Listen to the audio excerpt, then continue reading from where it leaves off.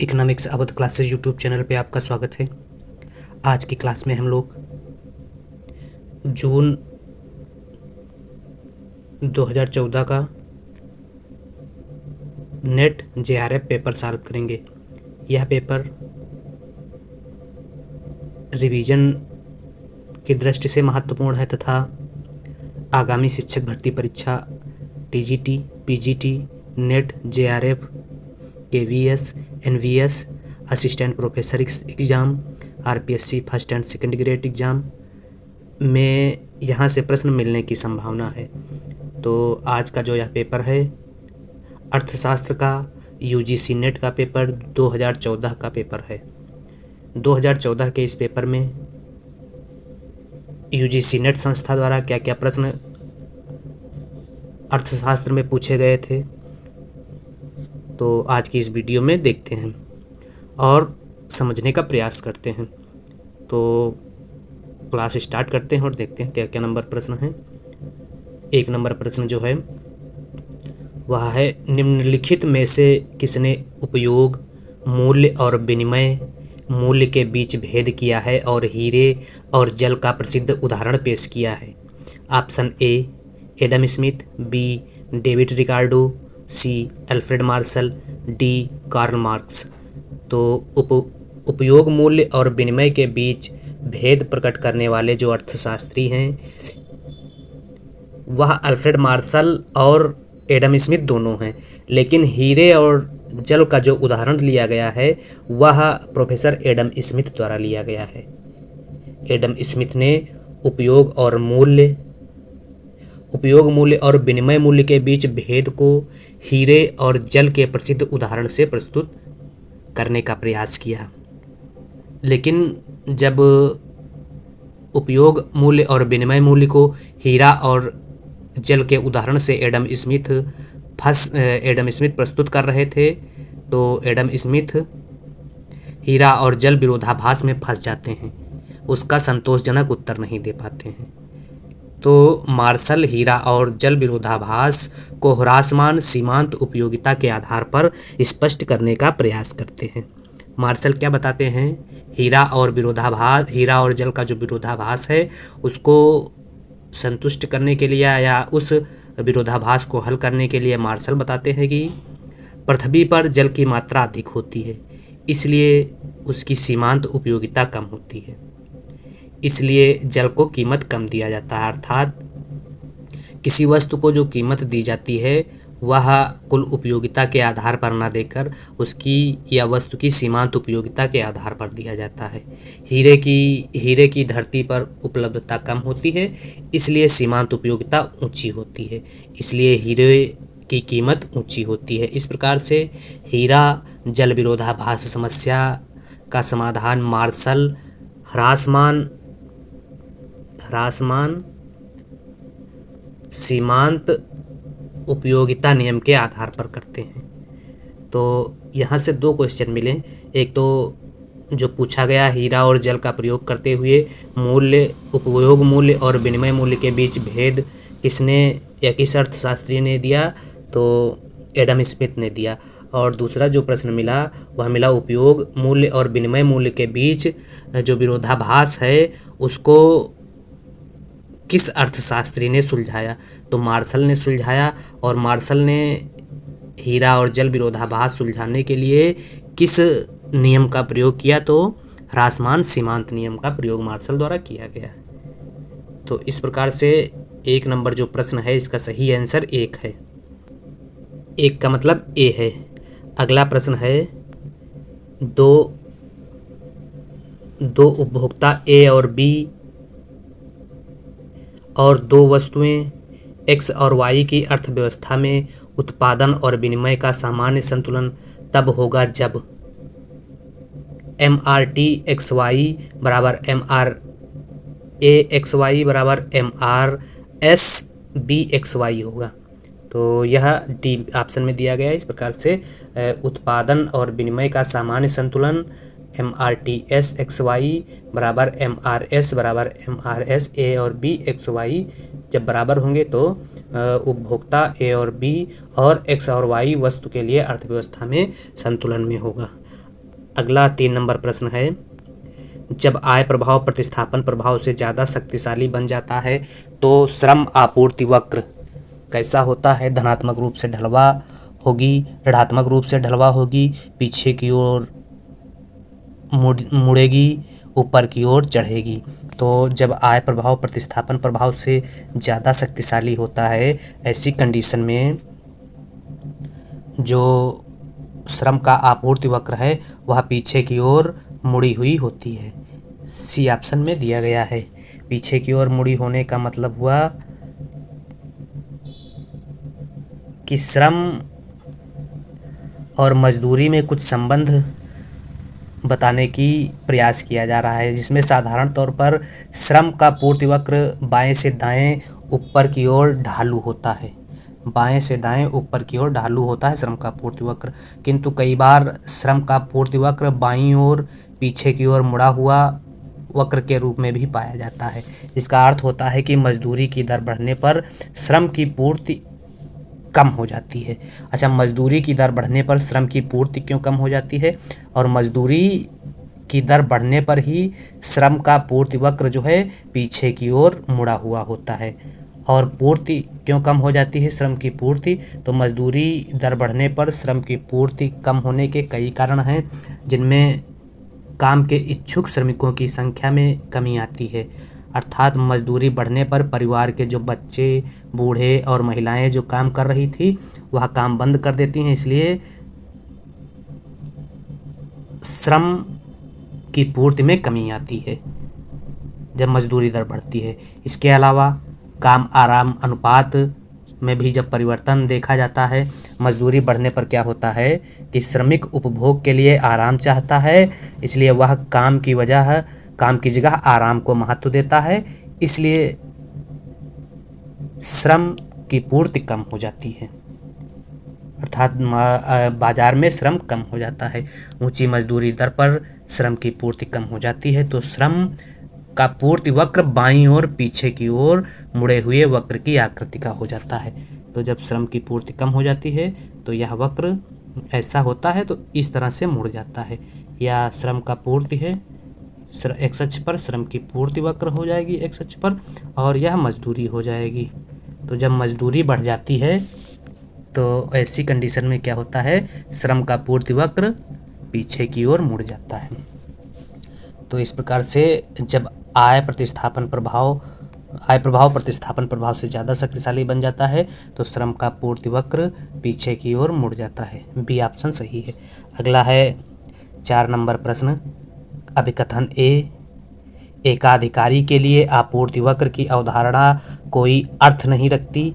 Are, कारण क्या दिया गया है? एकाधिकारी गण मूल्य निर्धारक होते हैं और विभिन्न कीमतों पर वे श्रम उत्पादन करेंगे, यह पूछना कोई मायने नहीं रखता है। तो ए और आर दोनों सही हैं और आर ए की सही व्याख्या है, इसलिए 4 का सही आंसर ए है। अगला जो प्रश्न है वह है 5 नंबर प्रश्न। क्या कह रहा है? कीमत निर्धारण में स्वार्थ चालित नीति किस लिए बनाई जाती है? तो कीमत निर्धारण में जो स्वार्थ चालित नीति है उसके बनाने का उद्देश्य प्रतियोगियों को कारोबार से बाहर निकालना होता है, और प्रतियोगियों को कारोबार से बाहर निकालना ऑप्शन ए में दिया गया है, इसलिए 5 नंबर प्रश्न का सही आंसर ए है। अगला 6 नंबर प्रश्न है, सूची फर्स्ट में दी मदों को सूची सेकंड में दी मदों के साथ सुमेलित करें और नीचे दिए गए कूटों से सही उत्तर का चयन करें। सूची फर्स्ट और सूची सेकंड। सूची फर्स्ट में क्या है? पृथक्करण परिकल्पना। ए, पृथक्करण परिकल्पना का संबंध जो है वह पॉल डब्ल्यू मिलर तथा पॉल ए वालकर से है। तो ए का जो मिलान हो जाएगा वह हो जाएगा 4 का। बी में क्या दिया गया है? कार्य बाजार या जॉब मार्केट संकेतन। तो कार्य बाजार या जॉब मार्केट संकेतन का जो सिद्धांत है वह एम स्पेंसर द्वारा दिया गया, तो बी का मिलान हो जाएगा 3 से। अगला चिकित्सा बीमा की स्थिति में नैतिक संकट की समस्या। तो चिकित्सा बीमा की स्थिति में नैतिक संकट की समस्या सी जो है वह एरो द्वारा दी गई अवधारणा है। एरो 2 ऑप्शन में है, तो सी का मिलान हो जाएगा 2 से। और नींबुओं का बाजार जो है वह जॉर्ज ए आकरलाप द्वारा दी गई अवधारणा है, तो डी का मिलान हो जाएगा 1 से। तो 4 3 2 1, 4 3 2 1 किस ऑप्शन में है? 4 पहले ए में देखना है, 4 ए में सी में दिया है, सिर्फ इसीलिए सी सही है 6 नंबर प्रश्न का आंसर। अगला 7 नंबर प्रश्न है, जिस उद्योग में दीर्घकालिक आपूर्ति वक्र क्षैतिज होती है वो क्या कहलाती है? तो दीर्घकालीन आपूर्ति वक्र किस उद्योग में क्षैतिज होती है? उसे स्थिर लागत उद्योग कहा जाता है। ए ऑप्शन सही है, स्थिर लागत उद्योग ए में दिया गया। 7 का सही आंसर ए है। अगला 8 नंबर प्रश्न है। 8 नंबर प्रश्न क्या है? प्रत्येक उपभोक्ता से संरक्षित कीमत रिजर्वेशन प्राइस लेने की प्रथा क्या है? चरम भार कीमत निर्धारण, अंतःकालिक कीमत निर्धारण, प्रथम कोटिका कीमत विभेदीकरण, तृतीय कोटिका कीमत विभेदीकरण। तो प्रत्येक उपभोक्ता से संरक्षित कीमत लेने की प्रथा जो है वह कीमत विभेदीकरण कहलाता है, और प्रथम कोटिका कीमत विभेदीकरण कहलाएगा। कीमत विभेदीकरण की जो कोटियां हैं वह एसीपीयू ने 3 कोटियों का निर्धारण किया है। तो उसमें जो है प्रत्येक उपभोक्ता से अलग अलग कीमत लेना कीमत विभेदीकरण कहलाता है, और प्रत्येक उपभोक्ता से अलग अलग उसी काम के लिए अलग अलग कीमत का निर्धारण करना प्रथम कोटि का कीमत विभेदीकरण कहलाता है। इसलिए 8 का सही आंसर सी है। अगला 9 नंबर प्रश्न है, संघर्ष जनित या अस्थायी बेरोजगारी निम्नलिखित में से किस नाम से जानी जाती है?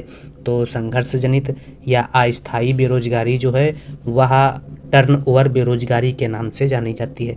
9 का सही आंसर बी है। अगला 10 नंबर, इसके अलावा बेरोजगारी के कुछ प्रकार जान लेते हैं जो एग्जाम में पूछे जाते हैं। इसमें संरचनात्मक बेरोजगारी, छिपी बेरोजगारी, घर्षणात्मक बेरोजगारी और चक्रीय बेरोजगारी, यही बेरोजगारी एग्जाम में पूछी जाती हैं।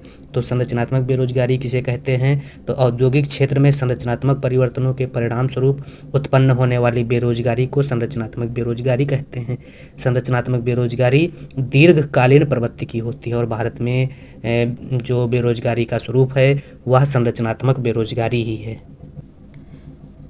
इसके अलावा छिपी बेरोजगारी होती है, तो जब श्रमिकों की सीमांत उत्पादकता जीरो या नगण्य होती है, तो ऐसी बेरोजगारी को छिपी बेरोजगारी कहा जाता है। कृषि क्षेत्र में मुख्य रूप से जो बेरोजगारी पाई जाती है उसी छिपी बेरोजगारी कहा जाता है। घर्षणात्मक बेरोजगारी किसे कहते हैं? तो बाजार की दशाओं में परिवर्तन उत्पन्न होने से जो बेरोजगारी उत्पन्न होती है उसे घर्षणात्मक बेरोजगारी कहा जाता है। इसके अलावा चक्रीय बेरोजगारी, तो चक्रीय बेरोजगारी ऐसी बेरोजगारी तब उत्पन्न होती है जब अर्थव्यवस्था में चक्रीय उतार चढ़ाव आते हैं। तेजी, सुस्ती, मंदी या पुनरुत्थान 4 चक्र होते हैं जो पूंजीवादी अर्थव्यवस्था में मुख्य रूप से पाए जाते हैं, और इन्हीं तेजी, सुस्ती, मंदी और पुनरुत्थान की वजह से जो बेरोजगारी अर्थव्यवस्था में व्याप्त होती है उसे चक्रीय बेरोजगारी कहा जाता है। तो संघर्ष जनित या अस्थायी बेरोजगारी निम्नलिखित में से किस नाम से जानी जाती है? उसे टर्नओवर बेरोजगारी के नाम से जाना जाता है। तो 9 का सही आंसर बी है। अगला 10 नंबर प्रश्न है, निम्नलिखित उपभोग परिकल्पनाएं जिस क्रम में अर्थशास्त्र के साहित्य में दिखाई पड़ती हैं उन्हें आरोही कालक्रमों में व्यवस्थित करें। स्थायी आय परिकल्पना, निरपेक्ष आय परिकल्पना, जीवन चक्र परिकल्पना और सापेक्ष आय परिकल्पना। इनको समय के अनुसार बढ़ते क्रम में व्यवस्थित करना है। तो सबसे पहले कौन सी परिकल्पना आई? तो सबसे पहले जो आई निरपेक्ष आय परिकल्पना कीन्स की 1936 में। कीन्स की निरपेक्ष आय परिकल्पना 1936 में आई। इसके बाद सापेक्ष आय परिकल्पना ड्यूजनवरी की। सापेक्ष आय परिकल्पना ड्यूजनवरी ने दी थी, और ड्यूजनवरी की यह परिकल्पना 1949 में ड्यूजनवरी ने प्रतिपादित की। इसके बाद जीवन चक्र परिकल्पना मोदी-गिलानी की 1963 में प्रतिपादित की गई, और इसके बाद स्थायी आय परिकल्पना जो है वह मिल्टन फ्रीडमैन ने 1957 में दिया। Milton Friedman 1957। तो 1957 मिल्टन फ्रीडमैन की स्थायी आय परिकल्पना जीवन चक्र परिकल्पना के पहले आ गई थी। तो यह 1963 हो जाएगा। तो 1936 में निरपेक्ष आय परिकल्पना कीन्स द्वारा दी गई, 1949 में सापेक्ष आय परिकल्पना ड्यूजनबरी द्वारा दी गई, और 1957 में स्थायी आय परिकल्पना मिल्टन फ्रीडमैन द्वारा दी गई, और जीवन चक्र परिकल्पना मोदिग्लियानी द्वारा 1963 में दी गई। तो 1963 में जीवन चक्र परिकल्पना, तो 1963 में जीवन चक्र परिकल्पना सबसे लास्ट में होगा, सबसे लास्ट में, मतलब 3 नंबर पे। और सबसे पहले नंबर पे होगा स्थायी आय निरपेक्ष आय परिकल्पना कीन्स की। तो निरपेक्ष आय परिकल्पना कीन्स 1 नंबर पे हैं, एक पहले नंबर पे और 3 लास्ट नंबर पे होगा। इसके बाद जो है वह सापेक्ष आय परिकल्पना ड्यूजनबरी ने दी 1949 में। तो 1949 2 नंबर पे हो जाएगा, यह हो जाएगा 4। तो 1 4 3 2, 1 4 2 3 हो जाएगा, 1 4 2 3, किसी ऑप्शन में दिया ही नहीं है। 1 4 2 3, 1 4 2 3, 1 4 2 3। तो इस प्रकार से सी सही लग रहा है, लेकिन यह भी सही नहीं है, क्योंकि 1936 49 57 63, 36 49 57 63, 1 2 4 3, 1 2 4 3। बी भी नहीं लग रहा है सही, बी या सी से कोई सही आंसर होगा इसमें। अगला है निम्नलिखित प्रकार के आय निर्धारण मॉडल की कल्पना करें। तो इसमें जो सही आंसर है वह है बी सही आंसर है। अगला 12 नंबर प्रश्न है, समग्र मांग के निम्नलिखित अवयवों में से कौन सा स्वाभिरामी तथा स्वावित्तपोषणीय है। तो इसमें स्वाभिरामी या स्वावित्तपोषणीय जो है टिकाऊ उपभोग व्यय है। 12 का सही आंसर जो है वह है बी। अगला 13 नंबर प्रश्न है, मुद्रा आपूर्ति की समस्त 4 अवधारणाओं M1 M2 M3 M4 को उनकी तरलता के संबंध में आरोही क्रम में व्यवस्थित करें। तो तरलता के संबंध में या बढ़ते क्रम में जो आरोही क्रम है वह सबसे अतरल जो है वह M4 हो जाएगा, M4 M3 M2 M1। सबसे तरल मुद्रा जो है M1 हो जाएगी, M4 M3 M2 M1 D option में दिया गया है। तो इस प्रकार से डी सही है 13 नंबर आंसर। अगर हम बात करें M1 में क्या शामिल किया जाता है, M1 में क्या शामिल किया जाता है, M2 में क्या शामिल किया जाता है, M3 और M4 में क्या क्या शामिल किया जाता है, इसको भी जान लेते हैं। तो M1 में C + DD + OD को शामिल किया जाता है, M2 में शामिल किया जाता है M1 प्लस डाकघर की बचत जमाओं को, और M3 में शामिल किया जाता है M1 प्लस बैंकों के पास लोगों की सावधि जमाओं को, और M4 में शामिल किया जाता है M3 plus total post office deposit, जिसमें सेविंग और टाइम डिपॉजिट दोनों को शामिल किया जाता है। जिसमें M1 जो है संकीर्ण मुद्रा या सबसे तरल मुद्रा है, और M3 जो है व्यापक मुद्रा है, तथा M4 सबसे अतरल मुद्रा कहलाती है। तो तरलता की दृष्टि से आरोही क्रम जो है वह 4 नंबर ऑप्शन में दिया गया है। तो 13 का प्रश्न जो सही है वह 4 है। अगला 14 नंबर प्रश्न है, मुद्रा की मांग को पोर्टफोलियो थ्योरी उपागम के रूप में निम्नलिखित में से किस अर्थशास्त्री ने प्रस्तुत किया। तो मुद्रा की मांग को पोर्टफोलियो थ्योरी उपागम के रूप में जो प्रस्तुत करने वाले अर्थशास्त्री हैं वह जेम्स टॉबिन और मिल्टन फ्रीडमैन है। जेम्स टॉबिन 3 और 4 कोट में 3 4 बी ऑप्शन में दिया गया, तो बी सही है। अगला है 15 नंबर प्रश्न है, फिलिप्स वक्र की विशेषता निम्नलिखित में से कौन सी नहीं है। तो फिलिप्स वक्र की जो विशेषता है वह ए नहीं है, कीमत प्रत्याशाएं अनुकूली होती यही नहीं है, बाकी ए नहीं है। बाकी जब मौद्रिक मजदूरी स्थिर होती है तो बेरोजगारी की दर 5.5% होती है, सही है। कीमत प्रत्याशाएं स्थिर होती है, सही है। फिलिप्स वक्र के इर्द गिर्द फंदा होता, सही है। एक को छोड़कर बाकी तीनों सही हैं। अगला प्रश्न है 16 नंबर, क्राउडिंग आउट इफेक्ट शून्य हो जाता है जब। कब क्राउडिंग आउट इफेक्ट शून्य हो जाता है? जब तरलता जाल की स्थिति है या निवेश पूर्णतः ब्याज बेलोचदार है। जब तरलता जाल की स्थिति है या निवेश पूर्णतः ब्याज बेलोच है तब क्राउडिंग आउट इफेक्ट शून्य हो जाता है। तरलता जाल की स्थिति या ये तरलता जाल की स्थिति है यह वाली, और जब इसमें क्या होता है ब्याज पूर्णतः बेलोचदार हो जाता है, ऐसी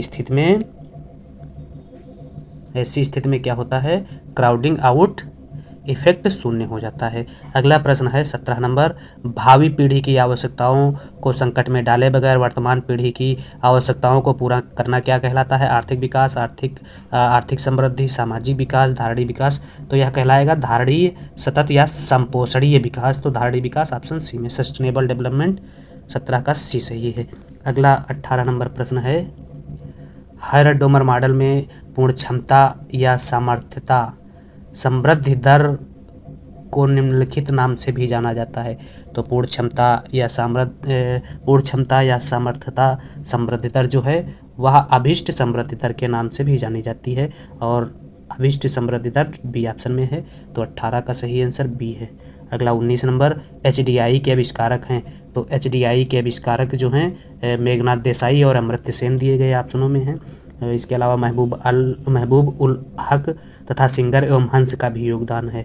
तो मेघनाथ देसाई और अमर्त्य सेन, महबूब उल हक और सिंगर एवं हंस। तो इसमें सेकंड और फोर्थ जिस ऑप्शन में दिया गया होगा वही सही, सेकंड और फोर्थ डी ऑप्शन में दिया गया। यूएनडीपी द्वारा 1990 में एचडीआई की स्थापना की गई थी। अगला है पीक्यूएलआई के संगठक हैं।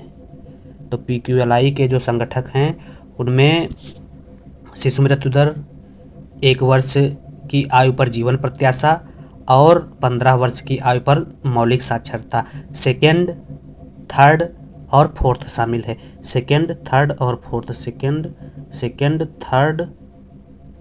थर्ड, फोर्थ बी ऑप्शन में दिया गया है। बाकी रुग्णता जो है वह औद्योगिक नीतियों से या उद्योगों या बीमारू उद्योगों से संबंध रखती है।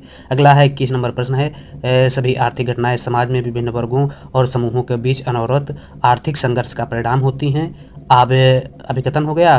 कारण आर, इस संघर्ष का मुख्य कारण उत्पादन के तरीके और उत्पादन के साधनों के बीच संघर्ष है। तो इसमें ए और आर दोनों सही हैं। कोट में जो दिया गया है ए और आर दोनों सही हैं। अगला है 22 नंबर प्रश्न है, सूची फर्स्ट को सूची सेकंड में दी गई मदों के साथ सुमेलित करें और नीचे दिए गए कुटों के सही उत्तर का चयन करें। सूची फर्स्ट में क्या दिया गया है, कुछ अर्थशास्त्र की अवधारणाएं हैं, और सूची सेकंड में उन अवधारणाओं के प्रतिपादक अर्थशास्त्री का नाम है झुंड समान गुच्छा। तो झुंड समान गुच्छा के जो प्रतिपादक हैं वह हैं प्रोफेसर शुम्पीटर। तो ए का जो मिलान हो जाएगा वह 3 से हो जाएगा। पूंजी का जैव संरचना, तो पूंजी की जैव संरचना कार्ल मार्क्स द्वारा दी गई है, तो ए 4 से मिल जाएगा। धारणीय विकास, ब्रिटलैंड रिपोर्ट की अवधारणा, ब्रिटलैंड रिपोर्ट में जो है धारणीय विकास की अवधारणा दी गई, सी का 1 से मिलान हो जाएगा। और डी गरीबी का दुष्चक्र रेगनर नर्क्स ने दिया, बड़ा इजी है। तो इस प्रकार से इसमें जो अवधारणाएं थी अर्थशास्त्र की वह बहुत सरल अवधारणाएं दी गई थी और यह सबको पता होंगी लगभग। तो इस प्रकार से 3 4 1 2 3 4 1 2 बी ऑप्शन में दिया गया, बी सही है। अगला 23 नंबर प्रश्न है, इसमें भी सूची फर्स्ट के साथ सूची सेकंड का सही मिलान करना है। सूची फर्स्ट में अवधारणाएं दी गई हैं और सूची सेकंड में उन अवधारणाओं के प्रतिपादक अर्थशास्त्री के नाम दिए गए हैं।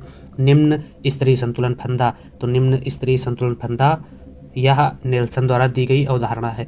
तो ए का जो मिलान हो जाएगा वह किससे होगा, वह नेल्सन 2 में दिया गया है। औंधी वी आकार की आय वितरण परिकल्पना, औंधी वी आकार की आय वितरण परिकल्पना साइमन कुजनेट्स द्वारा दी गई अवधारणा है, तो बी का मिलान हो जाएगा 1 से। अंतर्जात समृद्धि सिद्धांत प्रोफेसर सोलो द्वारा दी गई अवधारणा है, सी का मिलान हो जाएगा 4 से। और श्रम की असीमित पूर्ति का सिद्धांत आर्थर लेविस द्वारा दी गई अवधारणा है, तो डी का मिलान हो जाएगा 3 से। तो 2 1 4 3 ए ऑप्शन में दिया गया, तो ए सही है। अगला 24 नंबर प्रश्न, हिंदुओं की समृद्धि दर के बारे में निम्नलिखित में से क्या सही है। तो हिंदुओं की समृद्धि दर के बारे में ऑप्शन ए, यह हिंदू की जनसंख्या की आर्थिक वृद्धि दर के बारे में है। बी, भारत में विभिन्न सामाजिक समूहों की आर्थिक विषमताओं को दर्शाता है। सी, भारतीय अर्थव्यवस्था में 1950-80 के दौरान निम्न समृद्धि निष्पन्नता को प्रकट करता है, तो यही सही है, सी सही है। और अगला है, भारत में 1990 में त्वरित समृद्धि का संकेत करता है, तो यानी सी सही है। हिंदू समृद्धि के बारे में अगर बात की जाए तो सीएसओ ने 1950-51 से 1980-81 के बीच औसत वृद्धि दर की जो माप की, उसमें NNPFC 3.4% निकाली, PCI 1.2% निकाली, GDPFC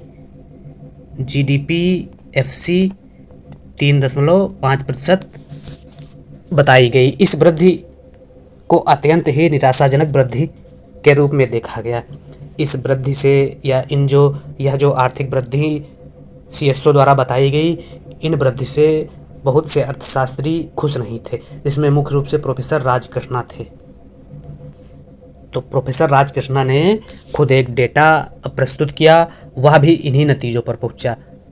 और राष्ट्रीय आय में प्रोफेसर राजकृष्णा ने जो वृद्धि बताई वह 3.5% की दर से बताई, इसलिए इसे हिंदू ग्रोथ रेट कहा गया। हिंदू ग्रोथ रेट का मतलब हुआ जीडीपी में वृद्धि जो है वह 3.5% की दर से हो रही है।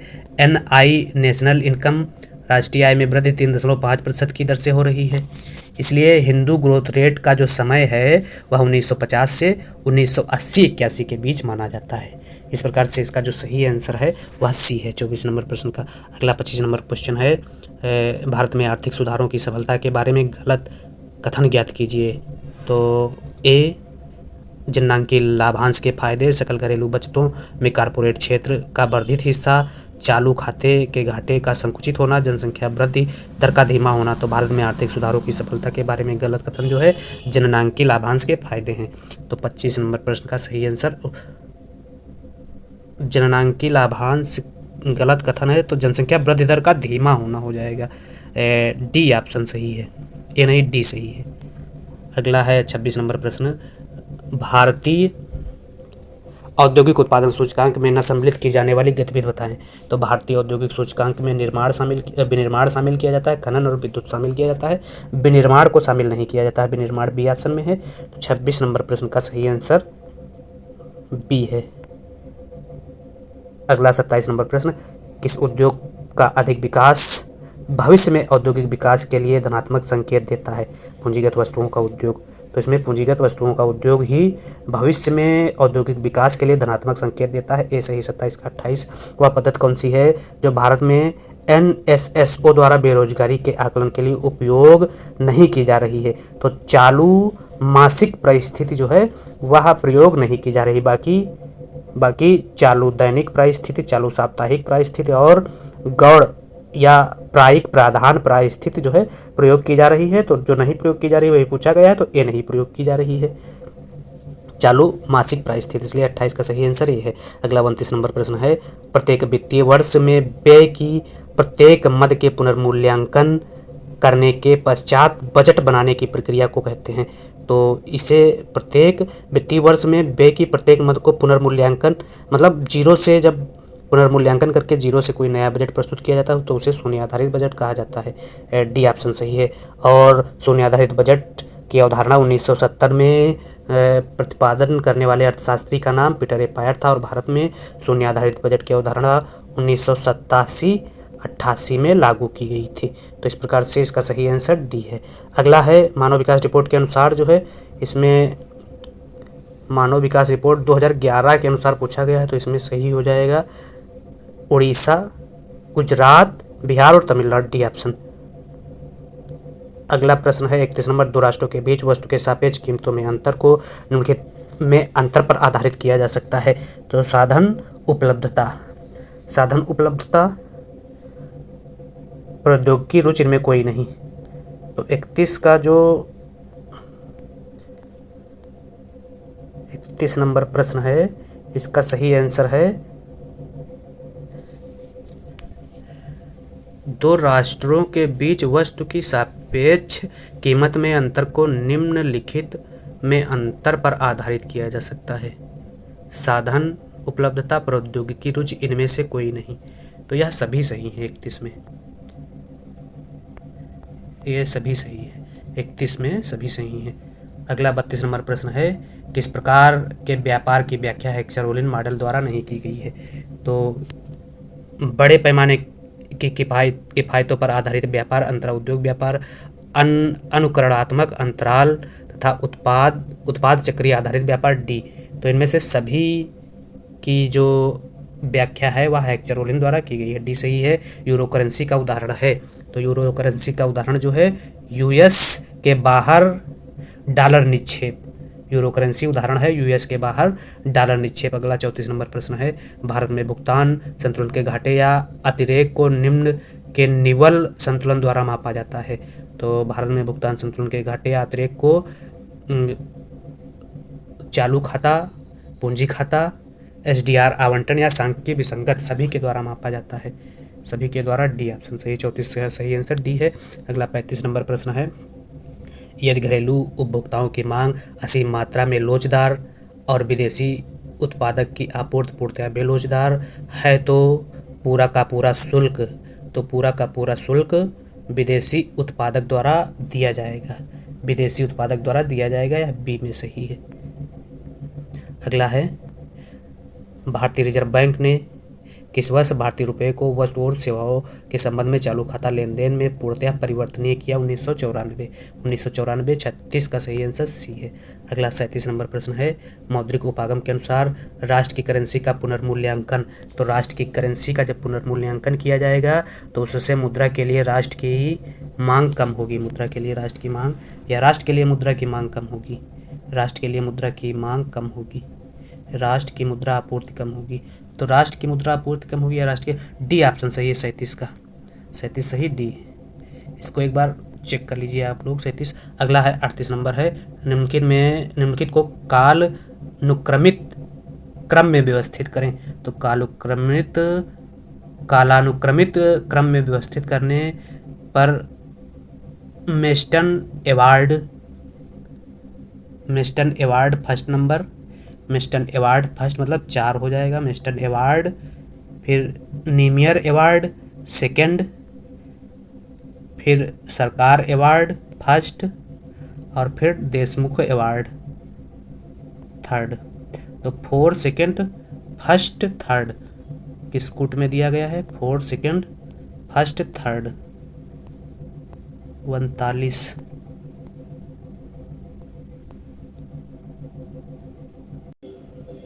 अगला प्रश्न है 39 नंबर, क्या है 39 नंबर प्रश्न, निम्नलिखित में से इसमें शून्य आधारित बजटन प्रारंभ करना कठिन है? फर्स्ट स्थापना खर्च, सेकेंड लोक निर्माण कार्य, थर्ड सिंचाई परियोजना और फोर्थ फेडरल राजकोषीय अंतरण। तो शून्य आधारित बजट जो है वह स्थापना खर्च और फेडरल राजकोषीय अंतरण में चालू करना कठिन है। तो इस प्रकार से फर्स्ट और फोर्थ जिस कूट में सही होंगे दिए गए होंगे वही सही होगा, तो सी सही है। अगला प्रश्न है 40 नंबर, सूची फर्स्ट में दी गई मदों को सूची सेकंड में दी गई मदों के साथ सम्मिलित करें। क्लब का सिद्धांत, तो क्लब का सिद्धांत जो है वह जेम्स बुचानन द्वारा दिया गया था। तो ए का जो मिलान है वह हो जाएगा जेम्स बुचानन 3 में है। प्रमेय की असंभाविता केनेथ एरो द्वारा दिया गया, तो बी 4 मिल जाएगा। राजनीति निर्णय का मॉडल, तो राजनीति निर्णय का मॉडल जो है वह एंथनी डाउन्स द्वारा दिया गया, एंथनी डाउन्स 1 में है, तो सी का 1 से। और स्थानीय लोक वस्तुओं की इष्टतम व्यवस्था, यह चार्ल्स टिबूट द्वारा दिया गया, तो डी का मिलान हो जाएगा 2 से। तो 3 4 1 2 3 4 1 2 3 4 1 2 3 3 3 1 1 3 4 1 2 डी ऑप्शन में दिया गया है। तो 40 का सही आंसर डी है। अगला 41 नंबर प्रश्न है, निम्नलिखित में से किस कर का घोषणात्मक प्रभाव होता है? आयकर, संपत्ति कर, उत्पाद शुल्क, पूंजी लाभ कर। तो घोषणात्मक प्रभाव जो है वह आयकर का होता है। तो 41 का सही आंसर ए है। घोषणात्मक प्रभाव आयकर का नहीं उत्पाद शुल्क का होता है। घोषणात्मक प्रभाव किस कर का होता है? वह होता है उत्पाद शुल्क, इसलिए 41 का जो सही आंसर है वह सी हो जाएगा। अगला 42 नंबर प्रश्न है, निम्नलिखित में से कौन सा कर भारतीय संविधान की 7वीं अनुसूची की फर्स्ट के अनुसार संघीय या केंद्रीय सरकार की सीमा क्षेत्र में पड़ता है। तो ए विद्युत के उपभोग और बिक्री पर कर, सड़क मार्ग से जाने वाले यात्रियों तथा वस्तुओं पर कर, मनोरंजन समेत विलासिता पर कर, समाचार पत्रों की बिक्री एवं खरीद तथा उनमें विज्ञापन पर खर्च।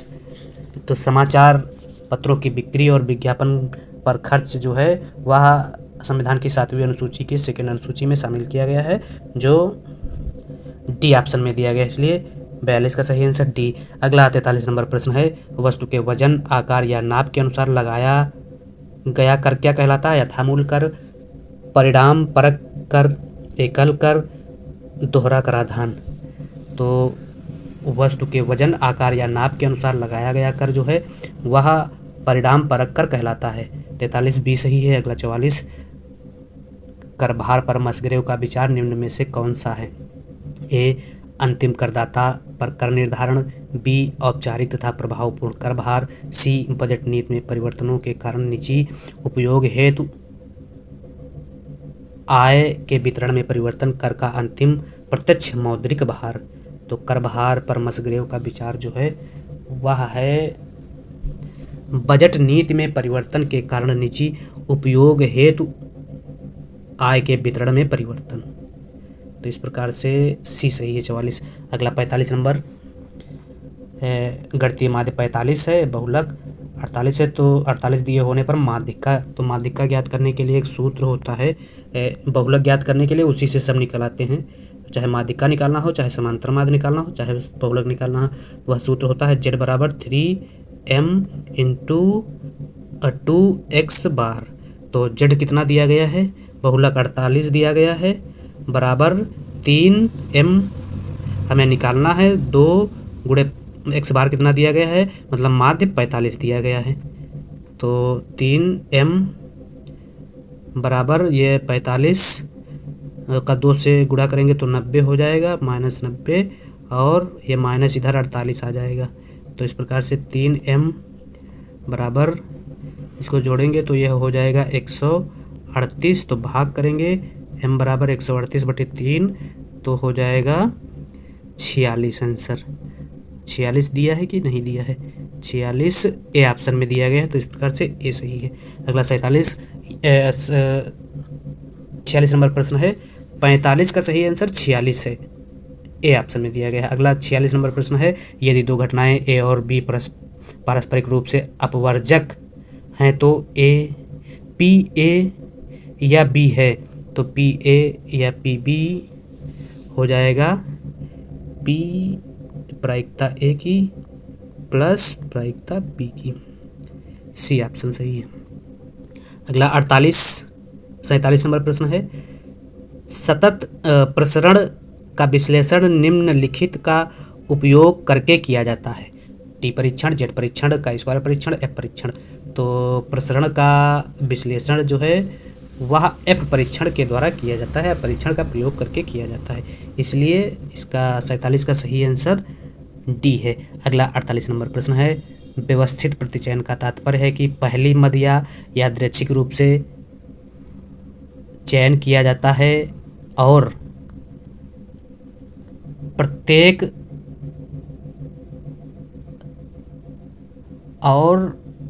फिर प्रत्येक केमी मद का चयन किया जाता है। सी सही है, सी सही है 48। अगला 49 नंबर प्रश्न है, सूची फर्स्ट को सूची सेकंड के साथ सुमेलित करना है। देख लेते हैं क्या है। H0 को अस्वीकार करना यदि वह सत्य है, तो H0 को अस्वीकार करना यदि वह सत्य है तो उसे कहा जाएगा अल्फा त्रुटि। अल्फा त्रुटि 3 में दिया गया है, ए का 3 से मिलान हो जाएगा।